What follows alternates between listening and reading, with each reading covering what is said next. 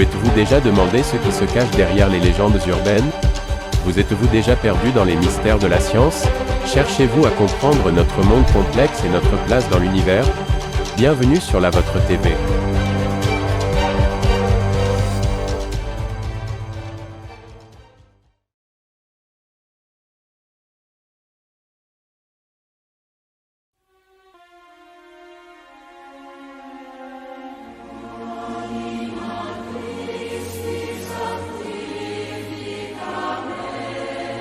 La fin du monde est un concept qui a toujours fasciné et terrifié l'humanité.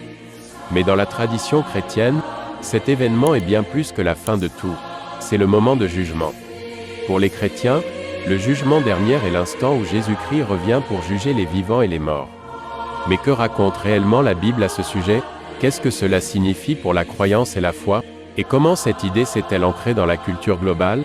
Plongeons-nous dans cette mystérieuse prophétie pour en dévoiler les secrets et les interprétations à travers les âges.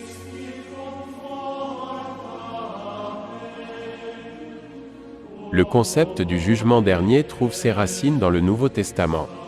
Plusieurs passages parlent de la seconde venue de Jésus et du jugement. L'Apocalypse, le dernier livre de la Bible, décrit en détail ces événements, de la lutte entre le bien et le mal à la Nouvelle Jérusalem. Dans l'Évangile selon Matthieu, Jésus parle du jugement des nations, évoquant le tri entre les brebis et les boucs, entre les justes et les pécheurs. Le critère de ce jugement, selon Jésus, n'est pas uniquement la foi, mais aussi les actions et la manière dont nous traitons notre prochain. Durant le Moyen Âge, la peur du jugement était omniprésente. Les artistes l'ont représentée dans des fresques grandioses, montrant les âmes sauvées et les damnées. Mais le concept de fin du monde et de jugement n'est pas exclusif au christianisme. D'autres religions ont des idées similaires, même si les détails et interprétations varient. Aujourd'hui, face à des défis comme le changement climatique ou la menace nucléaire, certains voient des parallèles avec les prophéties anciennes. Les théories de fin du monde abondent.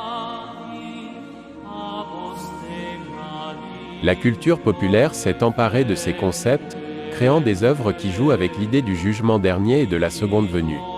Pourtant, pour beaucoup, la fin du monde et le jugement sont des événements eschatologiques qui renforcent la foi et l'espoir en une vie éternelle et un monde meilleur. Quelle que soit notre croyance ou notre perspective, ces concepts nous rappellent l'importance de nos actions et la valeur de chaque instant vécu.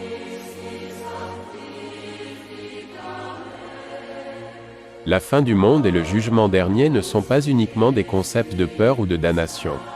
Pour beaucoup, ils représentent l'espoir, la justice et la promesse d'une nouvelle ère.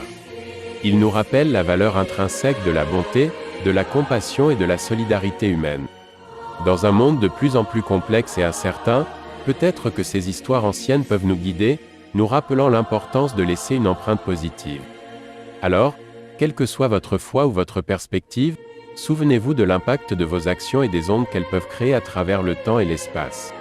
Merci de nous avoir rejoints aujourd'hui.